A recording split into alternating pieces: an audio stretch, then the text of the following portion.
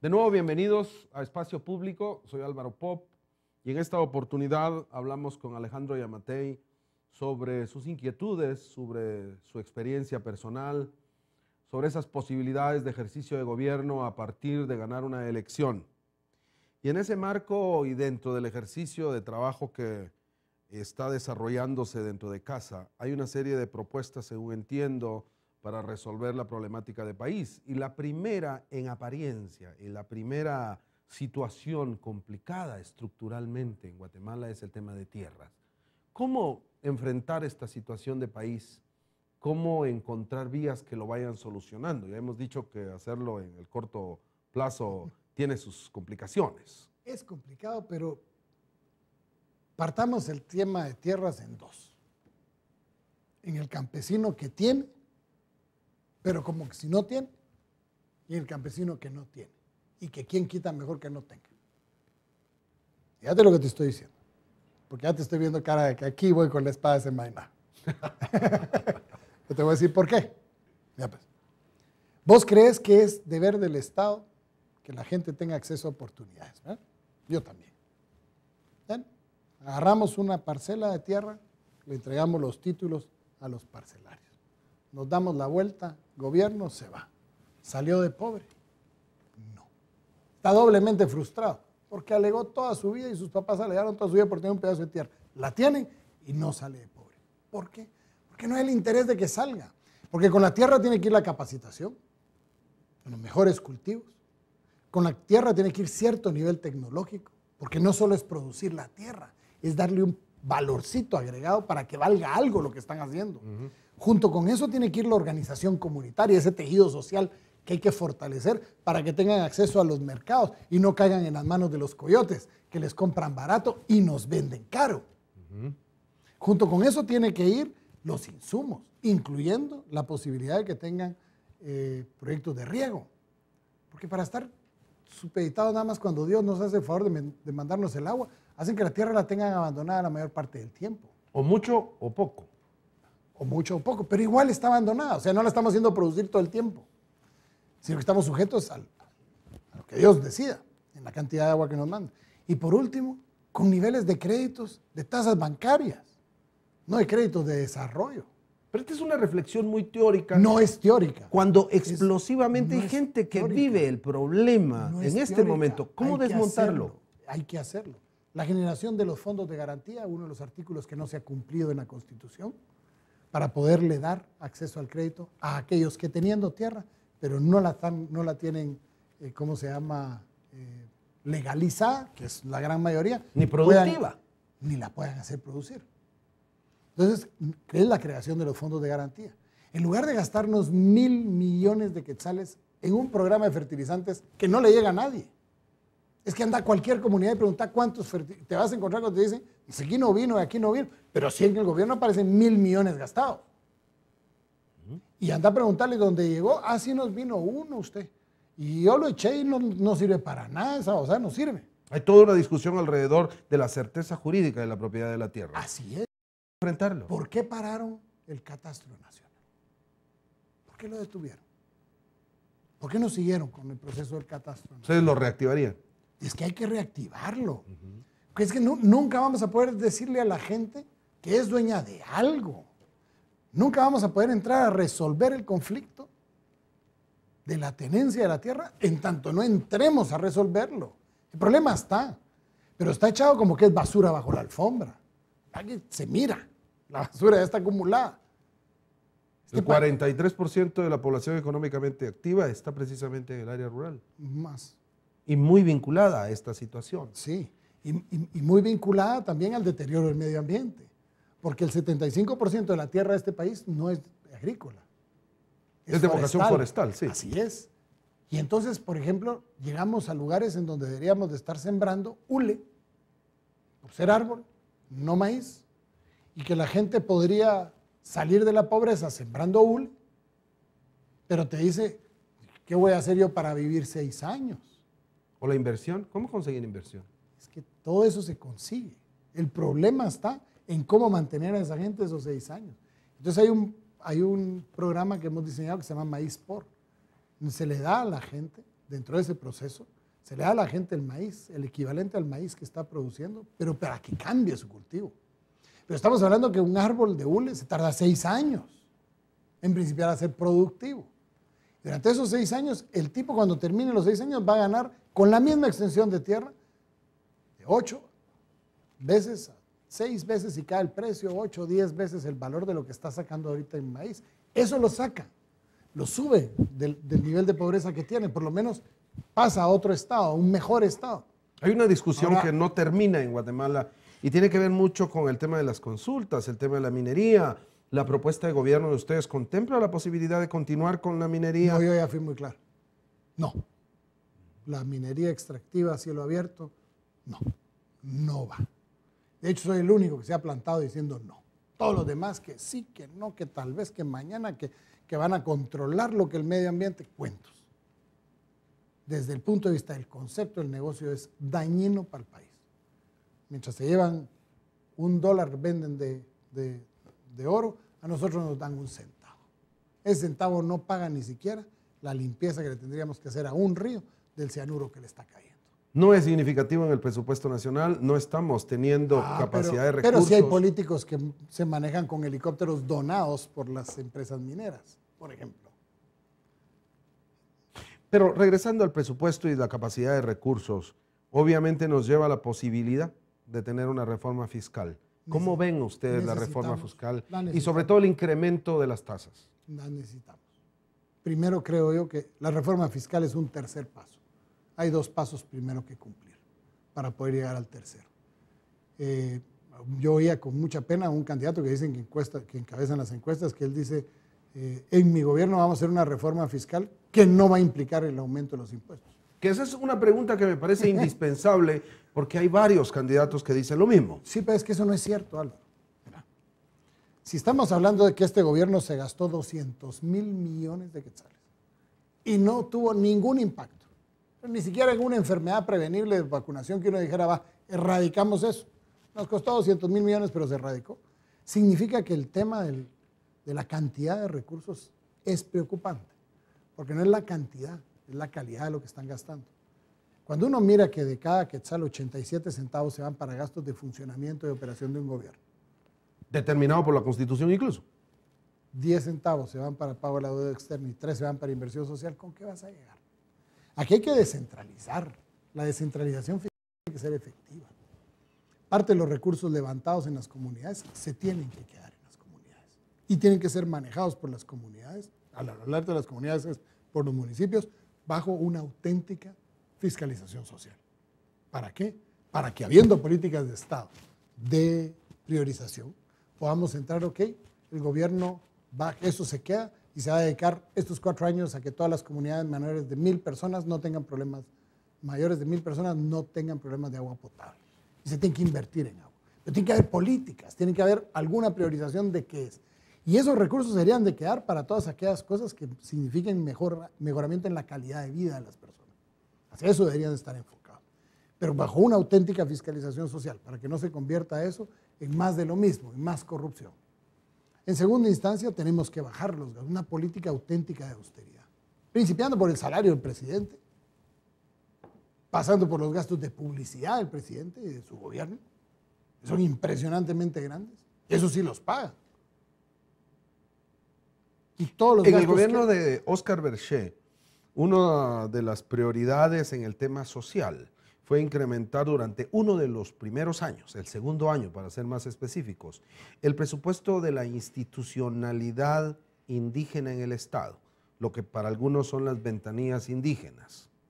¿Cómo ven el proceso de fortalecimiento de esa institucionalidad indígena? Estamos hablando de la Defensoría de la Mujer Indígena, de la Academia de Lenguas Mayas, del Fondo Indígena, de la Comisión Presidencial contra... Hay toda una serie de instituciones que hacen este trabajo específico para pueblos indígenas.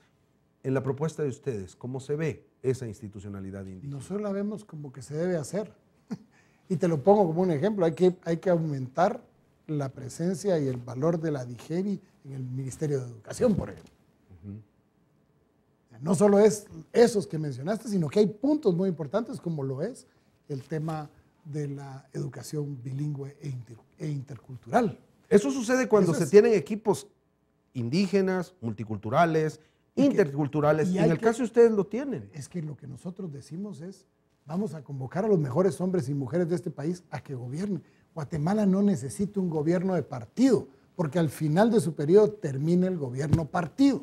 Guatemala necesita los mejores hombres y mujeres que entren al gobierno, y esos pueden estar en otros partidos políticos o no estar en ningún partido político.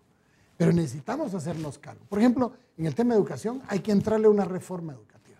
No hay de otra. Lo venimos diciendo en los últimos 15 años. No hay de otra. Pero es que hay que entrarle. Y eso va desde el contenido de lo Pero que ¿de quién depende que entre? Porque lo venimos haciendo mucho y hemos tenido cooperación internacional intensa. Sí, pero la voluntad del que está gobernando. Es que es a lo que voy. Es que si nos equivocamos y ponemos un cuate que esté ahí sentado, que no va a responder a los intereses de la población, sino que va a responder a los intereses de los mismos, nos podrá ahorita estar ofreciendo las cosas, pero cuando esté ahí sentado no lo va a hacer, Álvaro. ¿Qué es lo que tenemos que hacer? Una reforma educativa que nos dé el contenido. ¿Por qué? Seguimos apostando a la memoria cuando tendríamos que estar apostando al razonamiento. Estamos diciendo, no puede ser que mientras más pobre sea, menos calidad educativa. Porque ¿dónde están los maestros multigrado? Están en todas las áreas rurales. Claro. Y el maestro puede ser el mejor maestro del mundo, con el mejor ánimo del mundo para enseñar. ¿Para qué va a poder enseñar en la misma aula al mismo tiempo a 3, 4, 5 y 6 grados a la vez? ¿El salario de los maestros es digno? El salario de los maestros no deja de ser indigno, sino que encima de todo deberíamos de apostar a que hayan ciertas reformas, como por ejemplo el bono de la productividad, porque el maestro mejore en su capacidad. Eso es un posible aumento en el ejercicio de gobierno de ustedes. Así tiene que ser. ¿Cómo va a ser que un maestro de primaria o de preprimaria tenga un doctorado y gane lo mismo que uno que no le ha interesado sacar ni siquiera una licenciatura? Y gana lo mismo. Cuando lo que deberíamos estar fomentando es a que el maestro se capacite, se profesionalice, porque todos salimos ganando. Yo sí creo que eso hay que compensarlo. Hay que recompensarlo. Y hacerlo. Hay que recompensarlo también en los maestros en los que, por ejemplo, el nivel académico de sus alumnos pase de arriba de la media. Eso hay que compensárselo, porque eso significa dedicación. Todo el mundo dice es que tenemos muy pocos días de enseñanza y encima de todo no llegan y todo. Si les da lo mismo. Si al final el presidente por decreto hace que ganen. ¡Qué ridículo! A los más pobres les hacen ganar por decreto. ¿Hay o no hay el interés entonces de que aprendan? Álvaro, es que vámonos, los conceptos están equivocados. Pero somos Álvaro Pop, Alejandro Yamatei, quienes lo hemos permitido. Porque nos hemos venido hablando y hablando y hablando y hablando. Sabemos, vos y yo nos podemos sentar a hablar y vamos a encontrar que tenemos 90% de coincidencias.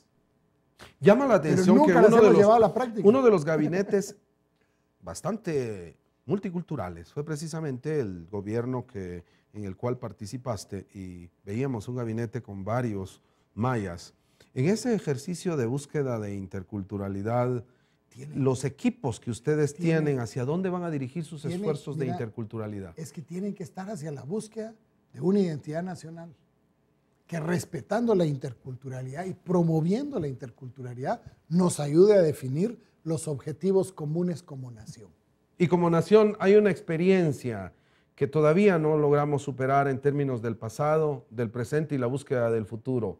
Pero además, hablando con alguien que tuvo una experiencia significativa en prisión, lo cual nos va a contar a continuación. Vamos a mensajes. Gracias.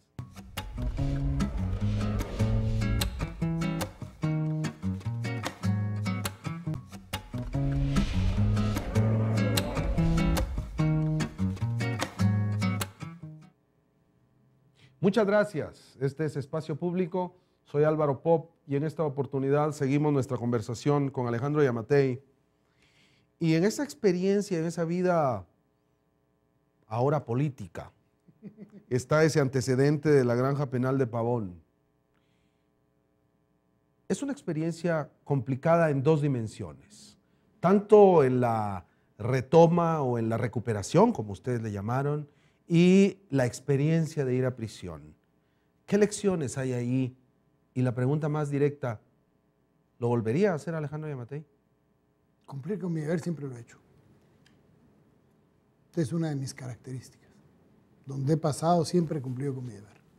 Y por eso es que donde he pasado he tenido éxito con el deber cumplido. Elecciones, bomberos, presidios, ¿qué querrás? ¿Por qué? Porque simple y sencillamente yo creo que el ser humano, cuando le recibe la confianza de estar en un puesto, sobre todo público, tiene que cumplir con su deber.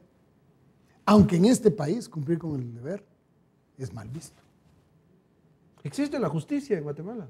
No, estamos lejos de tener justicia. No puede haber justicia cuando, por ejemplo, vos lees mi acusación, son 12 líneas, párrafito así. Y medios de investigación en contra mío, ni uno. Pero estuve 10 meses, 17 días para llegar al final a una acusación que no acusa. En donde dice, en un día del mes de junio, usted, Alejandro Yamatei, decidió asociarse ilícitamente y no dice quién, cómo, cuándo, dónde, ni nada. ¿Qué tal? ¿Hay responsables de esa acción que sufre Alejandro Yamatei? Sí, los hay. Obviamente los hay.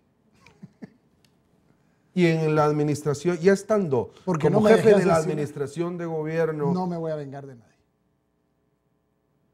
Me anticipo a tu pregunta. Disculpa, de nadie. Yo salí de la cárcel con un corazón muy tranquilo. el Alejandro Yamatei que entró a prisión, Es diferente. ¿quién es el nuevo? Un hombre que, si antes creía que mis principios, mis valores, mis ideales tenían razón, hoy son 3 o 4 veces más poderosos las razones que tengo. Un Alejandro Yamatei mucho más tranquilo. Un Alejandro Yamatei muchísimo más reflexivo y analítico. Producto de 23 horas al día de encierro y 1 hora de sol. Te obligan a ser reflexivo. Te obligan a...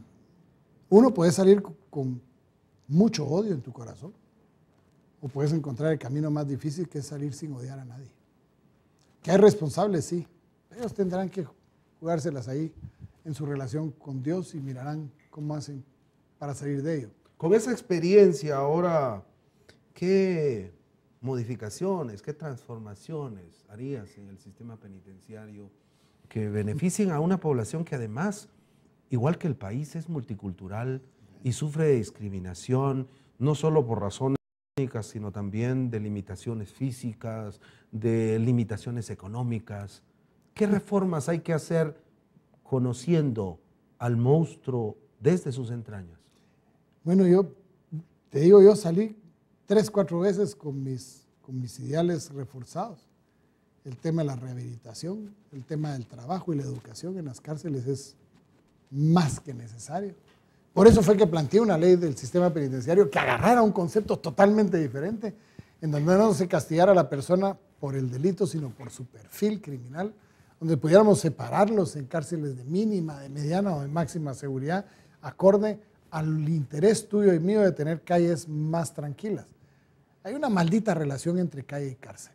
Las cárceles inseguras generan calles inseguras. Eso es de cajón. Por eso es que tenemos que tener controles sobre las cárceles para que las calles sean mejores. Que ese es un mensaje que los padres le dan a los hijos. Si hacemos un recuerdo de nuestro pasado, escuchamos a nuestros padres decir cuidado con la calle, porque muchas veces desemboca en la cárcel. O cuidado con la cárcel, que vas a hacer más insegura la calle. Las extorsiones, la mayoría vienen de adentro, sicariatos, tráfico de drogas, en fin. ¿Cómo combatirlo? ¿Cómo lo estábamos haciendo? Programas de rehabilitación, con educación, con estudios. Por ejemplo, es increíble haberme encontrado en el Infiernito a un hombre que fue condenado a 50 años de prisión por un linchamiento, el que aprendió a hablar el castellano en la cárcel, pero todo su juicio fue en castellano. Que esa era mi pregunta alrededor de esa realidad de por pueblos ejemplo, indígenas. dice uno, ¿y este cuate cómo se pudo haber defendido si no sabe ni de qué lo acusar? Porque a mí me consta que él aprendió el español en la cárcel, me consta. Yo le fui a entregar el título de alfabetizado y de primaria acelerada que la estaba principiando. Él no sabía hablar español. ¿Cómo cumplimos la ley de idiomas nacionales ahí? Todo ese juicio se llevó a cabo en español. Él y su esposa fueron condenados a 50 años de cárcel cada uno. Y no, yo no sé si son culpables o inocentes. No tuvieron una adecuada defensa. Lo que sí sé es que no, ¿cómo se podían defender? A mí me llevan a juzgarme en China y me hablan en chino. A ver qué estarán diciendo, pues. Me tendrían que hablar en español para yo poderlo entender. Pues, me van a China y me juzgan en chino, seguramente chino me quedo. Una realidad con todas esas sus complejidades, especialmente cuando vemos realidades desde lo étnico que en algunos casos se enfrentan, pero también el rol y el papel que los medios de comunicación tienen que jugar es determinante. ¿Qué ven desde el papel posible de la presidencia en términos de comunicación y una realidad multicultural? Yo creo que lo que le ha hecho falta a este país es, en muchísimos de los casos, es abrir espacios para diálogos, pero para auténticos diálogos. No diálogos de sordos o diálogos eminentemente... Sí, porque cada gobierno ha tenido su encuentro, su diálogo, su gobernando con la gente. Sí, pero son diálogos en donde decime lo que yo quiero oír, no me vayas a decir lo que no quiero oír. Si yo te pudiera contar lo que nosotros tenemos previsto de hacer gobierno, que no lo hemos querido hacer público todavía, te quedarías impactado con lo que vamos a hacer. Pero si no lo comparten, no habrá gente dispuesta a votar por un ejercicio de esta naturaleza. Es que lo que pasa es que nosotros tenemos un gran talón de Aquiles y es lo que yo digo inmediatamente es agarrado por los candidatos que tienen pisto y lo vuelven ellos como ideas de ellos. O sea, ahora es impresionante que el tipo que decía que había que poner la mano tiesa está utilizando exactamente la misma línea de discurso que yo. Por ejemplo, ahora hablan de una academia, no de una academia, de una escuela de oficiales de la policía. Algo que yo le recomendé a este gobierno, algo que lo mandé en las cartas, algo que estaba en mi plan de gobierno, porque no dice, bueno... ¿Por qué no continuaron las cartas? El ciudadano Alejandro Yamatei. Porque 24 cartas sin respuestas, incluso a los medios de comunicación. Los medios de comunicación principiaron a decir, ¿para qué le mandas? Miren, vamos a hacer la carta pública para que ustedes hagan un análisis de lo que estamos diciendo. No, doctor, mire, sí, igual no se la van a responder. Es que no hay conciencia de una auténtica oposición. Una oposición constructiva expone problemas y propone soluciones. Pero aquí no, aquí les gusta ver la sangre, los piquetes en los ojos y la tapita escondida y el limón para echarle en los ojos. Lucha libre, eso les gusta. No hay medios serios que digan, no, miren, este tiene razón en esto y esto y esto, y usted, gobierno, debería hacer esto y esto y esto. El Ejecutivo tiene un grupo de medios de comunicación. Tiene hasta empresas. El Diario de Centroamérica, aquí y allá. ¿Qué estrategia se puede usar para que realmente podamos tener una visión de Estado en términos de comunicación? Por ejemplo, nosotros creemos que tiene que haber una apertura total de los medios de comunicación del Estado hacia las distintas expresiones. No puede ser que la noticia sea lo que yo, gobierno, quiero que la gente oiga. Los espacios públicos tienen que ser espacios públicos, pero espacios públicos auténticos, en donde incluso la oposición política tenga espacio para ir a decirle al gobierno con qué no está de acuerdo. Uno de los ejercicios inéditos en América Central es precisamente tener TV Maya, que desde la Academia de Lenguas Mayas está haciendo este esfuerzo. ¿Tú crees que necesita apoyos? ¿Cuánto les ha costado? ¿Cuánto sudor? ¿Cuántas lágrimas? Es correcto. Les ha costado esto, llegar a donde está. Llegar a estar, por lo menos en Internet, porque no han tenido ni siquiera la capacidad para poner la infraestructura. Bueno, la capacidad sí, los recursos. No por eso, la capacidad, es que la capacidad no es solo la capacidad de la voluntad personal, sino que es la capacidad económica para poderlo hacer. Y un gobierno de Alejandro Yamatei podríamos tener el compromiso de tenerlo. Es que tenemos que. A mí me fascinaría ayudarlos a ustedes para que ustedes me ayuden a mí. Por ejemplo, a mí me fascinaría que TV Maya fuera el que estuviera presente y todas las reuniones de gabinete fueran ¿cómo se llama? Transmitidas en directo y pudieran llegar en los idiomas maternos para que la gente mire lo que su gobierno está haciendo, que no haya nada escondido. ¿A cuente qué? Correcto. Y eso comulga con los procesos de participación legislativa. Así es. Y en ese sentido podríamos esperar que los Maya diputados podría de ser. casa puedan tener un diálogo alrededor de este punto, Y es que, invitados por Alejandro Yamatei. por supuesto. Es que tenemos que hacerlo, Álvaro. ¿Por qué tener gobiernos cerrados y no abiertos? ¿Por qué tenemos que tener presupuestos cerrados y no abiertos? Si el que ¿Por qué cierra lo las hemos cosas- tenido? Porque es más fácil esconder lo que está cerrado a lo que está abierto. Y aquí lo que hay es, recordémonos, vamos otra vez de nuevo. Aquí lo que hay es ambición por pura corrupción. No nos perdamos, Álvaro. No nos perdamos. Vos estuviste en el Tribunal Supremo Electoral cuando yo estuve.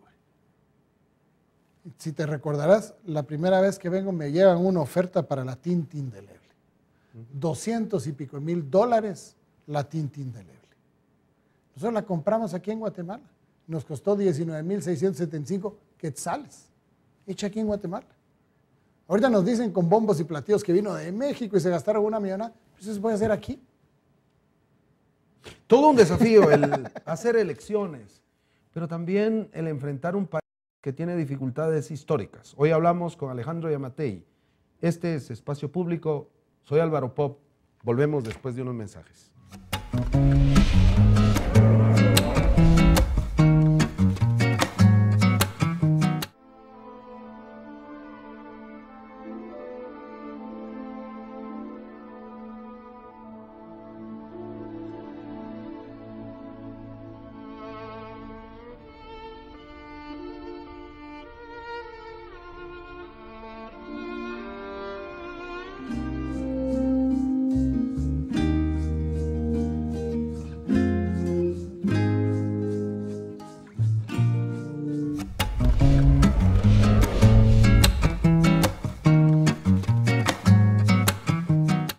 Muchas gracias. Estamos en Espacio Público. Soy Álvaro Pop y en esta oportunidad hablamos con Alejandro Yamatei y estamos terminando una conversación que nos dio muchas luces y nos enseñó muchas sombras. Alejandro, ¿cuál es el mensaje para cerrar este diálogo que va dirigido sobre todo al área rural, a las poblaciones indígenas, al guatemalteco en general que tiene la preocupación de esa Guatemala profunda? Muchas gracias. En primer lugar, la Academia de Lenguas Mayas, ATV Maya. Álvaro, muchísimas gracias por la invitación. Y a ustedes, estimados amigos y amigas, ahí en sus casas, nos han recibido en su computadora, en su televisión. Quiero decirles que este 11 de septiembre usted tiene la posibilidad de transformar el país.